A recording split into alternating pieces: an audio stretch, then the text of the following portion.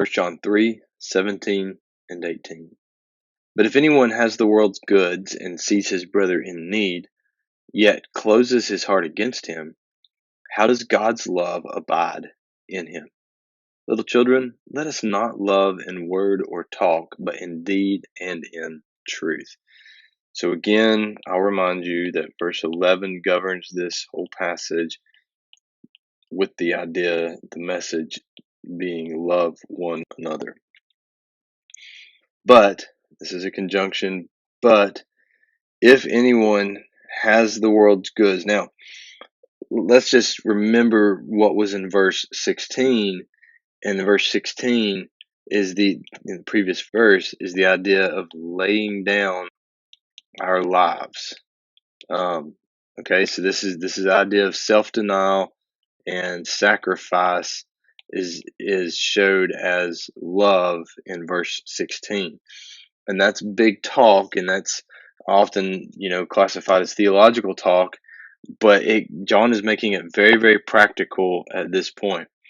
If you have, so there's a couple of ideas here. So number one, you have the world's goods, right? So you have goods, you have resources, you have means. Okay, and this is an if idea. If you have the goods, and then the second thing you see.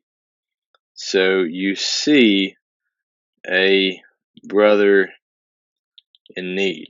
So you have the goods and the resources, and then you see somebody in need, yet, this is another conjunction idea, yet you close your heart. And so these are three things happening here.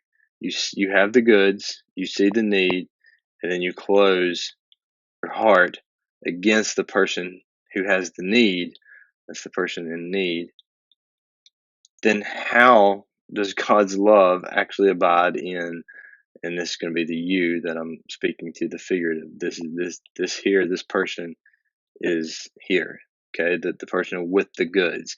You have all the stuff, you have the ability and the means to meet the need. God shows you the need, you see the need, you see a brother in need, and yet you close your heart, you knowingly, willingly close your heart against him. And the question should be asked, how does God's love actually abide in you? And then the obvious question is, does God's love actually abide in you? Little children, let us not love in word or talk, but in deed and in truth. This is so easy to understand. Don't just talk the talk, don't talk the talk, but actually walk the walk. It's one thing to say I love people and I'm a Christian, and God loves you and the love of Jesus abides within me. It's easy to say that stuff.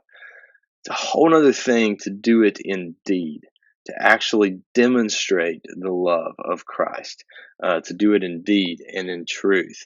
The truth is God loves people. And so let me point your idea here. So again, okay, he uses the word brother. You see a brother in need. And again, I tend to think that he's speaking to the church here, as we've seen in previous passages, but this is very clearly applies to anybody. So kind of the idea of neighbor, right? Or love your neighbor as yourself, or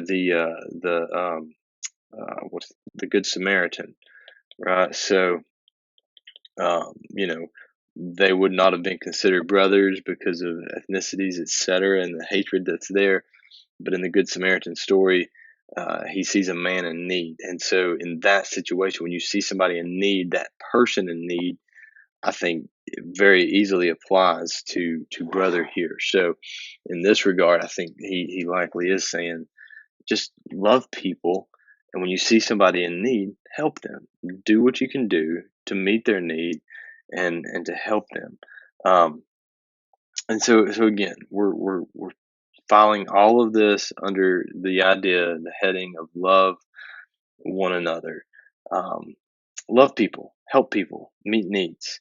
Don't just tell people you're a Christian and then walk away. Of course, James 2 also speaks to this at quite a bit of length too. You can check that out in your as you continue to study the idea of loving one another.